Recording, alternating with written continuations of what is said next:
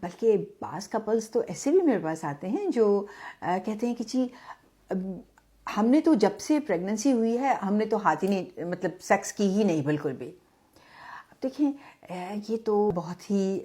بڑا ظلم ہے ہسبینڈ کے اوپر کہ اگر ہم کہہ دیں کہ جی آپ کمپلیٹلی عورت کو ہاتھ ہی نہیں لگا سکتے یا آپ پریگننسی کے دوران سیکس کر ہی نہیں سکتے. کیونکہ جہاں تک فیکٹس کا تعلق ہے وہ پریگننسی جو کہ ان کمپلیکیٹڈ ہے, جس میں کوئی کمپلیکیشنز نہیں ہو رہی, اس میں سیکس کا کرنے سے کوئی ہارم نہیں ہوگا. پریگننسی اٹ سیلف خدا کی طرف سے بہت پروٹیکٹڈ کنڈیشن میں ہوتی ہے. جو پریگننسی ہے اس کے گرد ایک امنیوٹک سیک ہوتا ہے, اور وہ سیک جو ہے وہ یوٹرس کے مسلز جو ہیں وہ اس کو پروٹیکٹ کر رہے ہوتے ہیں. تو سیکس کرنے سے خدا نخواستہ یہ ایک دم سے ایسا نہیں ہوگا کہ پریگننسی ضائع ہو جائے گی. جیسے کہ ایک لیمن کانسیپٹ ہے کہ جی اگر حمل کے دوران ہم لوگ آپس میں ملیں گے تو شاید بچہ ضائع ہو جائے, اور بعض لوگ بہت گلٹی فیل کرتے ہیں اس کے بارے میں کہ ہم نے یہ تو کیا تھا تو شاید یہ وجہ ہو گئی کہ بچہ ضائع ہو گیا. ایسی کوئی بات نہیں ہے. اگر آپ کی پریگننسی کمپلیکیٹڈ پریگننسی ہے, جیسے کہ کہنا چاہیے کہ یعنی کہ آپ کا پہلے کوئی بچہ پری ٹرم ڈیلیوری ہو چکی ہے, یا پھر آپ کو ریکرنٹ پریگننسی لاس ہو رہا ہے, یا پھر آپ کے سارے بچے جو ہیں وہ ٹائم سے پہلے پیدا ہو جاتے ہیں, یا پھر آپ ٹوئن پریگننسی یا ملٹیپل پریگننسی کیری کر رہی ہیں, یا پھر آپ کی پلیسنٹا یعنی کہ آنول جو ہوتی ہے بچے کی وہ لو سائڈ پہ امپلانٹڈ ہے, یعنی کہ لو لائنگ ہے, یا پلیسنٹا پریویا ہے جس میں چانس ہے کہ بلیڈنگ ہو سکتی ہے اگر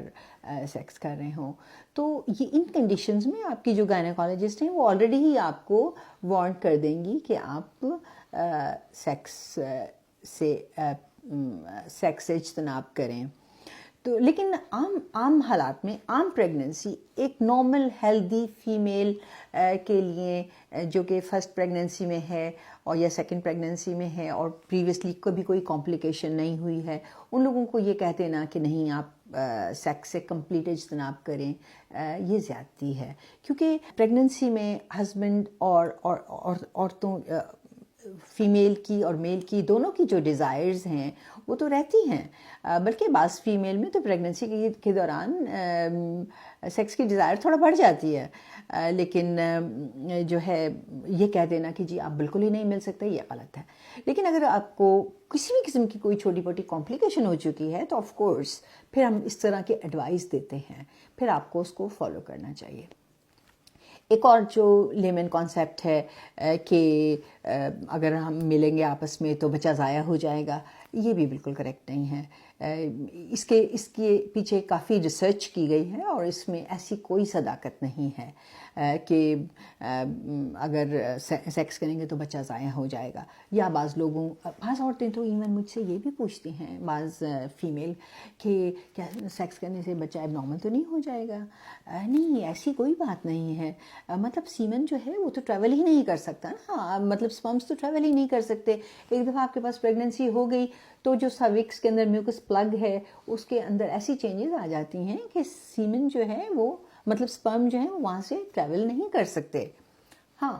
ایک بہت امپورٹنٹ چیز کہ اگر خدا نخواستہ, جیسے میں نے پہلے بھی آپ کو سیکشلی ٹرانسمیٹڈ ڈیزیزز کے بارے میں کہا تھا, کہ اگر اس طرح کی کوئی چیز ہے تو پھر کپل کو چاہیے کہ وہ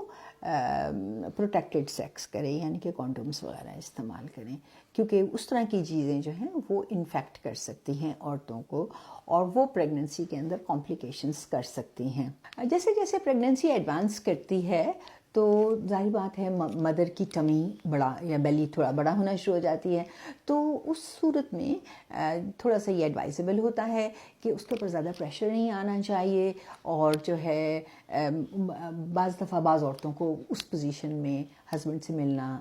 ذرا کمفرٹیبل نہیں لگتا, تو وہ کوئی بھی دوسری پوزیشن اڈاپٹ کر سکتے ہیں, کروٹ لے کے لیٹ سکتی ہیں, مطلب جو بھی پوزیشن ان کو کمفرٹیبل لگتی ہے اس میں وہ اپنے ہسبینڈ سے مل سکتی ہیں, ایسی کوئی بات نہیں ہے. لیکن امپورٹنٹ یہ ہے کہ چونکہ بیلی بڑی ہو رہی ہے تو اس کے اوپر زیادہ پریشر نہیں آنا چاہیے. Same way